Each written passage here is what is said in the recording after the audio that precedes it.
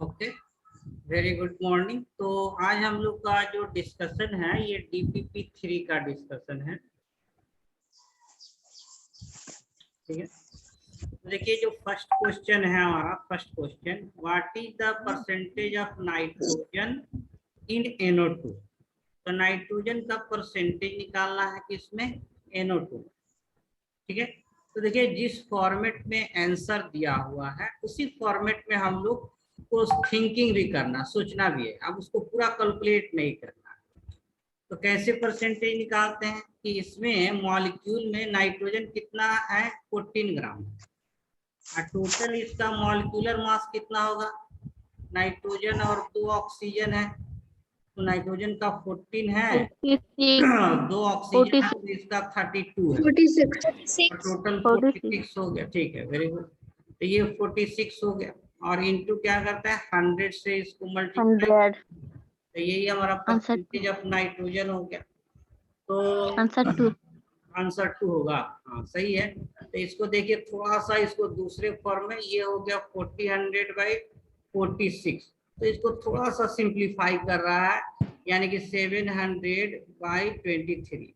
तो कहने का मतलब जिस फॉर्मेट में आंसर दिया हो ना उसी तरह से सोचना है अपना। ठीक है ना, नहीं तो इसको एडजेक्ट कैलकुलेट किया है, और नहीं जो हमारा फर्स्ट हैंड में आंसर या आया वो दिया हुआ है, नहीं डेसिमल में दिया हुआ है। तो जिस फॉर्मेट में आंसर हो ना उस फॉर्मेट में ही हम लोग को सोचना है। चलिए, फर्स्ट क्लियर है ना, सिंपल था क्वेश्चन। अच्छा, ये जो क्वेश्चन है, हाँ ये जो क्वेश्चन का जो पैटर्न है ना, जिस तरह से क्वेश्चन आंसर दिया हुआ है, आपका जो एग्जाम होगा यहाँ पर टेस्ट होगा, सेम टाइप से क्वेश्चन रहेगा, सेम लेवल से क्वेश्चन रहेगा। या नीट का भी एग्जाम का एकदम सेम पैटर्न पर है। तो इसीलिए जो है कि समझिए कि आप ये नीट का पेपर सॉल्व कर रहे हैं, या यहाँ जो टेस्ट होगा बस सेम पैटर्न पर, 100% similar pattern. Okay, second question देखिए, which atom have highest percentage by mass. हाँ देखिए, ये जो मॉलिक्यूल है सेकेंड वाले क्वेश्चन में, C12H22O11, ठीक है ना, ये मॉलिक्यूल है। इसका नाम बताएंगे, व्हाट इज द सुगर।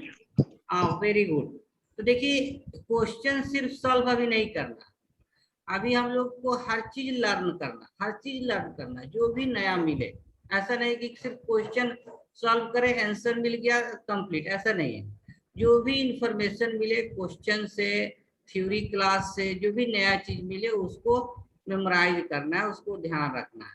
तो देखिए ये जो मॉलिक्यूल है, सही आंसर बताया कोई, शुगर। ये इसको शुगर हम लोग जो यूज करते हैं, शुगर वही है, और इसका फॉर्मूला C12H22O11 है।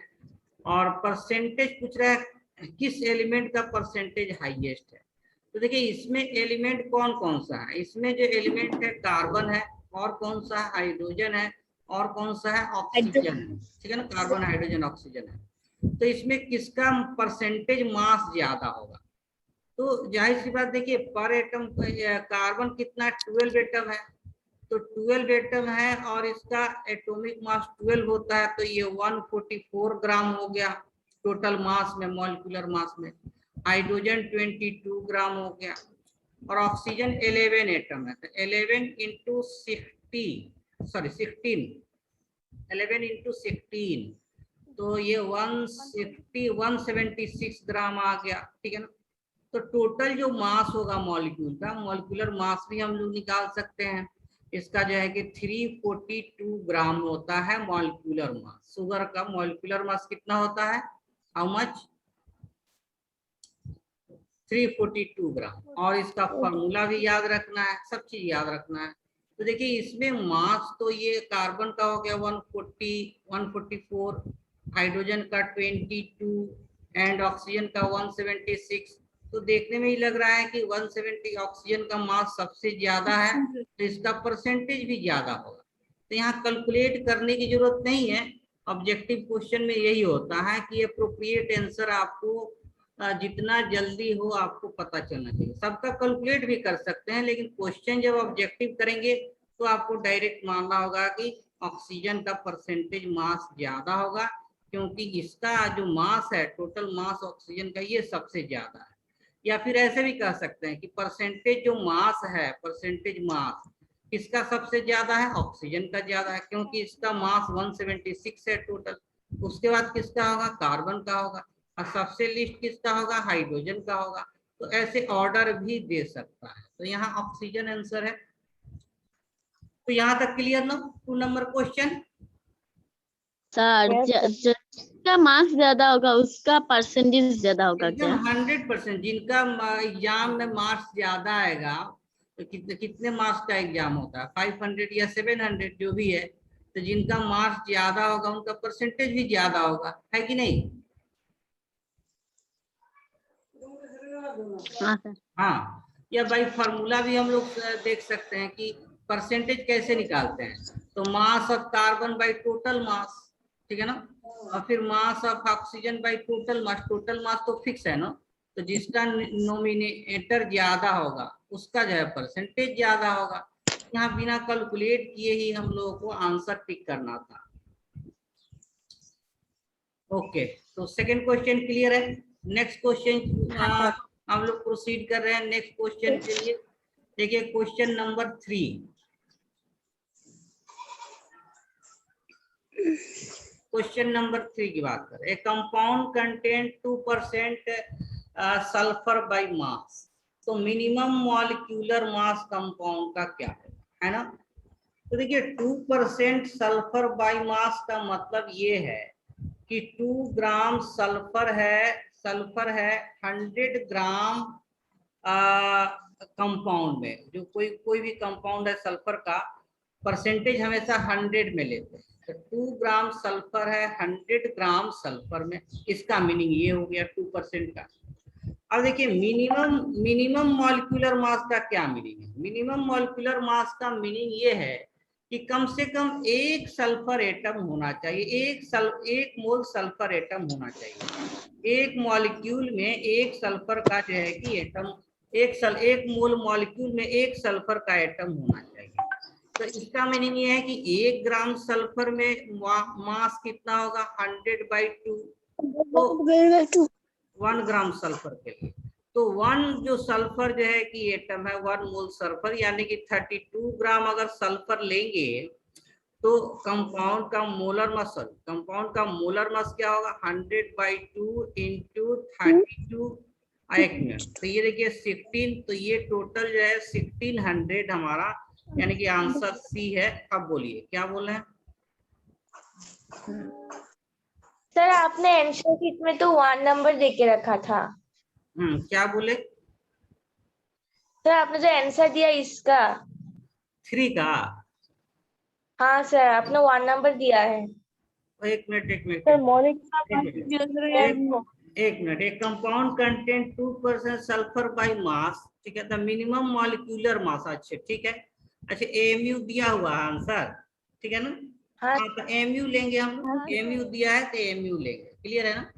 एमयू नहीं रहता तब हम लोग मॉलिक्यूलर मास को ग्राम में ही बाय डिफॉल्ट लेते हैं, तो आंसर हमारा 1 ही होगा, क्लियर ना। हाँ, तो यहाँ ग्राम है 32 यू ले लेंगे। तो देखिए 32, हाँ 2% सल्फर बाई मास है, 2% सल्फर बाई मास है। एक मिनट, 2% सल्फर बाई मास है आपका, compound content 2% sulphur by mass, the minimum molecular mass of the compound, ठीक है ठीक है ना। तो 2U होगा इन 100 यूनिफाइड मास में, तो 1U में जो है कि 100/2, तो आपका 32 जो एटॉमिक मास है सल्फर का, दैट विल बी, तो 1600 MU जो है कि आंसर ये होता है।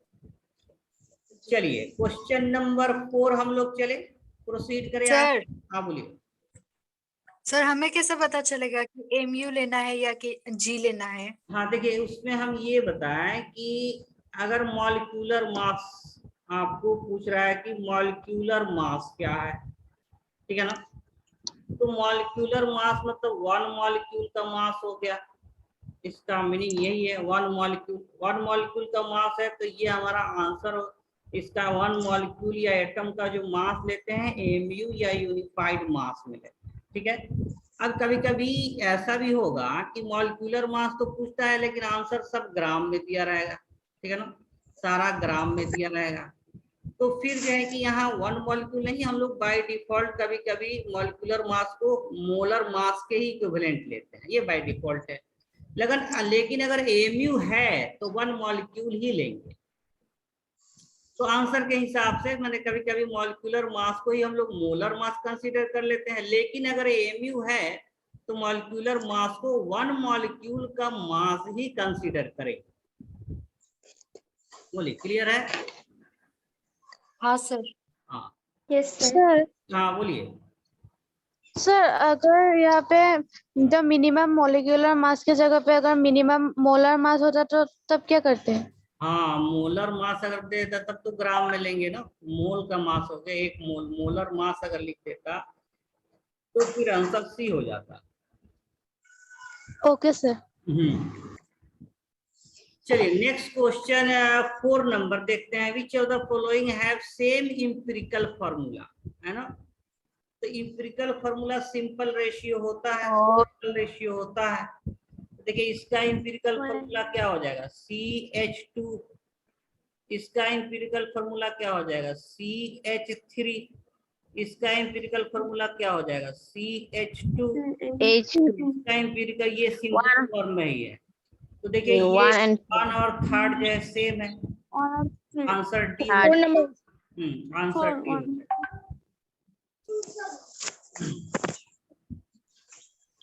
तो नेक्स्ट हम लोग बात करें क्वेश्चन नंबर 5। देखिए ठीक है, क्वेश्चन नंबर 5 हम लोग करेंगे।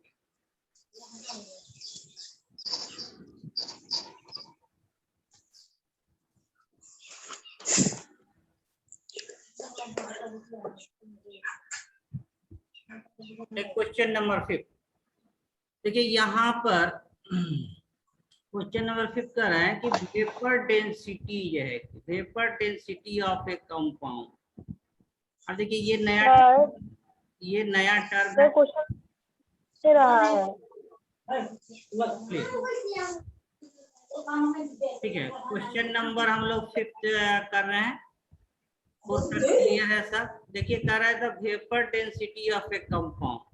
अब देखिए ये वेपर डेंसिटी ये नया टर्म है हम लोग को, और आगे ये पढ़ेंगे हम लोग जब इक्विवेलेंट वेट पढ़ाएंगे तो उसमें एक टॉपिक हम लोग पढ़ेंगे कि डिफरेंट फार्मूला या different way, different method to determine atomic mass. Atomic mass different method क्या है एटॉमिक मास डिटरमाइन करने के लिए, या different method for determination of molecular mass. Molecular mass कैसे कैसे हम लोग डिटरमाइन करते हैं, तो ये एक टॉपिक हम लोग पढ़ेंगे, ठीक है ना। आगे पढ़ेंगे लास्ट में। जैसे एटॉमिक मास के लिए एक आता है Dulong petit rule. Dulong petit rule कि एटॉमिक ठीक है ना, डुलोंग पेटिट रूल, इसके हेल्प से हम लोग एटॉमिक मास कैलकुलेट करते हैं। और ये क्या कहता है, तो atomic mass to specific heat equal to 6.4। इस तरह का कुछ रूल है। वैसे ही वेपर डेंसिटी जो है ये मॉलिक्यूलर मास के लिए यूज करते हैं। इसमें होता है कि molar mass equal to 2 into vapour density, ये एक फार्मूला होता है जो अभी हम लोग नहीं पढ़े हैं। तो वही कह रहे थे क्वेश्चन आपको कुछ एडिशनल भी मिल जाएगा। तो ये एक रिलेशन याद रखना है, आगे भी हम लोग पढ़ेंगे, लेकिन बस इसमें इतना ही है। इसको हम लोग प्रूव भी करेंगे कैसे ये होता है, इसको प्रूव भी करेंगे। लेकिन अभी याद रखना है कि मोलर मास प्रूव करने के बाद भी इतना ही याद रखना है कि मोलर मास या मॉलिक्यूलर मास का जो वैल्यू होता है 2 इंटू वेपर डेंसिटी। तो ये एक रिलेशन है, इंपोर्टेंट रिलेशन है, इसको याद रखना। तो क्लियर है ना। तो कुछ लोग जो है डाउट में भी पूछा था कि वेपर डेंसिटी क्या है या वेपर डेंसिटी का क्या यूज है। तो वेपर डेंसिटी कंपाउंड का दिया हुआ है, कितना दिया हुआ है, 42 दिया हुआ है। तो 5 नंबर क्वेश्चन में देखिए हम लोग जब सॉल्व करेंगे तो वेपर डेंसिटी दिया हुआ है तो वेपर डेंसिटी लिख लेंगे 42। तो वेपर डेंसिटी दिया हुआ तो इस कंपाउंड का मोलर मास कितना हो जाएगा, बताइए कितना हो जाएगा, कितना हो जाएगा, सॉरी 84 हो जाएगा। कितना हो जाएगा? 84 हो जाएगा। कैसे हो जाएगा? अभी रिलेशन ये बता रहे थे कि मोलर मास क्या होता है, molar mass equal to 2 into vapour density. ठीक है ना, ये वाला फॉर्मूला हम लोग यूज किए तो मोलर मास पता चल गया कंपाउंड का। अब देखिए इसमें पूछ क्या रहा है, तो कंपाउंड का परसेंटेज ऑफ दिया हुआ, परसेंटेज ऑफ कार्बन दिया हुआ है, परसेंटेज ऑफ हाइड्रोजन दिया हुआ है, और इसका कार्बन हाइड्रोजन और ऑक्सीजन 3 एटम से मिलकर बना हुआ है, और इसका मॉलिक्यूलर फॉर्मूला क्या होगा ये पूछ रहा है। तब देखिए मॉलिक्यूलर फॉर्मूला हम लोग कैसे निकालते हैं। मॉलिक्यूलर फॉर्मूला तो पहले इंपिरिकल फॉर्मूला निकालना होगा, उसको n से मल्टीप्लाई करना होगा। और n कैसे निकालते हैं, तो मॉलिक्यूलर मास और बाय इंपिरिकल वेट जो है या इंपिरिकल मास लेते हैं। मॉलिक्यूलर मास तो यहाँ आ गया 84 है, और इंपिरिकल मास जो है, इंपिरिकल वेट जो है इंपिरिकल फार्मूला से निकलेगा। तो अब हम लोग का क्या टारगेट है कि इंपिरिकल फार्मूला इसका कैलकुलेट करना है। ठीक है ना, देखिए इंपिरिकल फार्मूला जो कैलकुलेट करना है, कैसे कैलकुलेट करेंगे, इंपिरिकल फार्मूला कैसे कैलकुलेट करेंगे। देखिए इंपिरिकल फार्मूला के लिए जो प्रोसीजर है, इंपिरिकल फार्मूला के लिए जो हमारा प्रोसीजर है, हाँ देखिए इंपिरिकल फार्मूला के लिए क्या प्रोसीजर है। कार्बन का परसेंटेज दिया हुआ है, परसेंटेज ऑफ कार्बन दिया हुआ है, कितना दिया हुआ है 400/7 दिया हुआ है। परसेंटेज ऑफ हाइड्रोजन दिया हुआ है, परसेंटेज ऑफ हाइड्रोजन कितना दिया हुआ है 100/100/21 दिया हुआ है। इसमें देखिए एक और एलिमेंट है ऑक्सीजन, तो परसेंटेज ऑफ ऑक्सीजन भी हमको चाहिए। तो ऑक्सीजन का तो परसेंटेज मेंशन नहीं है, तो फिर इसको क्या करेंगे, इस दोनों का परसेंटेज ऐड कर देंगे, 100 में से माइनस कर देंगे। देखिए 100 माइनस 400/7 प्लस 100/21, तो ये ऑक्सीजन का परसेंटेज आ जाएगा।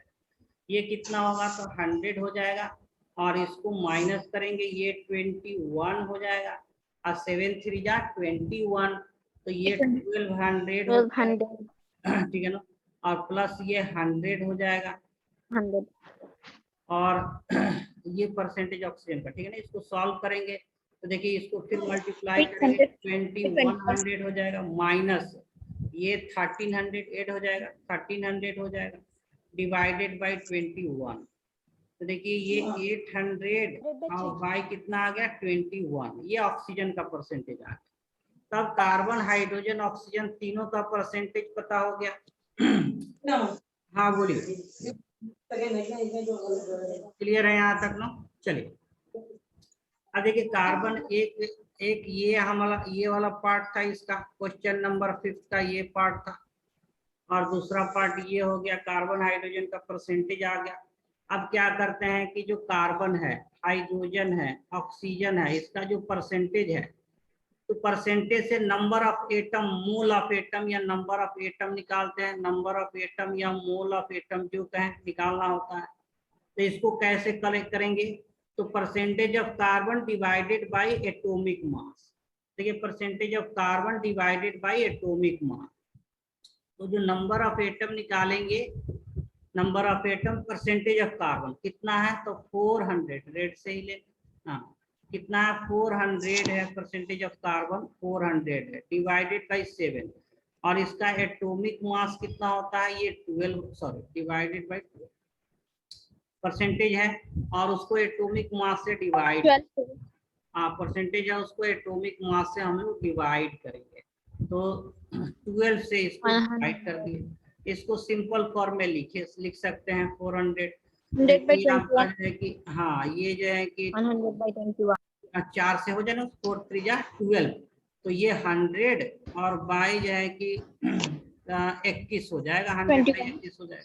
अब देखिए percentage number of atom of hydrogen निकालें, हाइड्रोजन का एटम कितना होगा, तो परसेंटेज डिवाइडेड बाई, परसेंटेज कितना है 100/21 डिवाइडेड बाई एटॉमिक मास 1 होता है, तो ये भी कितना आ गया 100/21 आ गया। और 8/21, हाँ number of atom of oxygen लेंगे, तो 800 डिवाइडेड बाई 21 है, इसका एटॉमिक मास 16 होता है। देखिए 8 2 जा 16, ये भी हो जा रहा है, तो 100 बाई ये हो जाएगा 42। अब देखिए इसको हम यहाँ पर जो दिया है इसको डेसिमल या होल नंबर में भी लिख सकते थे, फ्रैक्शन में भी लिख सकते थे, लेकिन कोशिश करना है कि जितना कम कैलकुलेशन हो, नहीं। और देखिए इसी फॉर्म में कितना आसानी से कट जा रहा है, ठीक है ना। तो ये ध्यान रखना है, थोड़ा सा वहां पर देखना होता है कि किस तरह से हम लिखें कि बहुत सिंपल फॉर्म में उसका जो है कि कैलकुलेशन भी हो जाए, बहुत सिंपल फॉर्म में कैलकुलेशन भी हो जाए। अब देखिए इसको क्या करते हैं, सिंपल रेशियो में लिखते हैं। सिंपल रेशियो में कैसे लिखते हैं, तो जो मिनिमम नंबर है उससे सबको डिवाइड कर देते हैं। तो 100/21 से इसको डिवाइड कर देंगे, 1 हो जाएगा। इसको देखिए सेम है, ये भी जो है कि 1 हो जाएगा, और इसको डिवाइड कर देंगे तो ये 2 हो जाएगा। कहने का मतलब 100 बाई क्या है, 42 है, और इसको डिवाइड करना है किससे, 100/21 से। तो ये होगा ना 100/42 इंटू 21/100। ये देखिए 2 से कट जा रहा है, सॉरी, तो ये कितना आ जाएगा जो है कि 1/2 आ जा रहा है। कितना आ जा रहा है, 1/2 आ जा रहा है। तो 1/2 का मतलब क्या है, 0.5 है। अब देखिए ये होल नंबर में नहीं है, तो इसको सिंपल होल नंबर रेशियो में लिखेंगे। कैसे होगा, तो इसको 2 से मल्टीप्लाई कर दिया, सबको 2 से मल्टीप्लाई कर दिया, तो ये 2 हो गया, ये 2 हो गया, ये 1 हो गया। तो ये देखिए हमारा जो सिंपल होल नंबर रेशियो है, यही इंपिरिकल फॉर्मूला आ जाता है। तो कंपाउंड का इंपिरिकल फॉर्मूला क्या हो गया कि कार्बन जो है कि हमारा कितना है, 2 है, हाइड्रोजन कितना है, 2 है, ऑक्सीजन हमारा कितना है, 1 है। तो ये इंपिरिकल फॉर्मूला हो गया। तो देखिए इंपिरिकल फॉर्मूला से जो इंपिरिकल वेट आएगा कितना हो गया, इंपिरिकल वेट कितना होगा, तो 12 देखिए 24 कार्बन का कितना हो गया, 24 मास हो गया।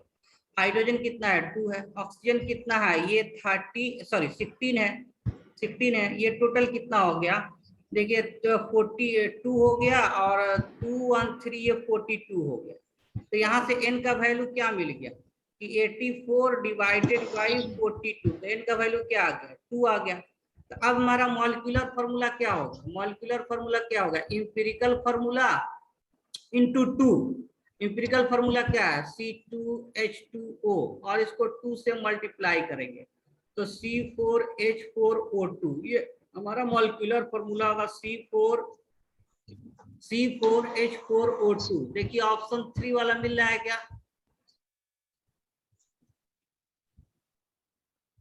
क्लियर है ना। ऑप्शन हमारा 3 हो जाएगा। तो इसको बहुत देखिए सिस्टमैटिक पॉइंट व्यू से बनाना है।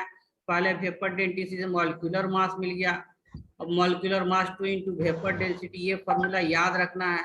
फिर molecular mass equal to molecular formula equal to empirical formula into n होता है। इंपिरिकल फार्मूला हम लोग को C2H2O आ गया, इंपिरिकल वेट 42 आ गया, 10 का वैल्यू 84/42, ये 2 आ गया। तो इंपिरिकल फार्मूला 2 से मल्टीप्लाई कर दिए तो हमारा आंसर आ गया। अब इंपिरिकल फार्मूला कैसे कैलकुलेट करते हैं, तो परसेंटेज दिया हुआ है उसमें एटॉमिक मास से डिवाइड करते हैं। ऑक्सीजन का परसेंटेज नहीं है तो दोनों का परसेंटेज सम करके 100 में से माइनस कर दिए तो ऑक्सीजन का भी परसेंटेज आ गया। तो ये हमारा नंबर ऑफ एटम आ गया, नंबर ऑफ एटम आ गया। और फिर इसको सिंपल रेशियो में लिखते हैं। उसके लिए सबसे जो छोटा नंबर ऑफ एटम होता है उससे सब में मल्टीप्लाई डिवाइड करते हैं, तो ये 1 आ गया, ये 1 आ गया, 1/2 आ गया। फिर ये होल नंबर में नहीं है, क्यों होल नंबर, क्योंकि ये 0.5 है, तो इसको सिंपल नंबर से मल्टीप्लाई करके इसको होल नंबर में ले लिए। इसको भी 2 से मल्टीप्लाई फिर करना पड़ेगा, इसको भी 2 से। तो इंपिरिकल फार्मूला C2H2O आ गया। तो ये क्लियर है ना क्वेश्चन नंबर 5। Yes sir. चलिए नेक्स्ट, हाँ सर। हाँ नेक्स्ट क्वेश्चन हम लोग बात करेंगे, क्वेश्चन नंबर 6।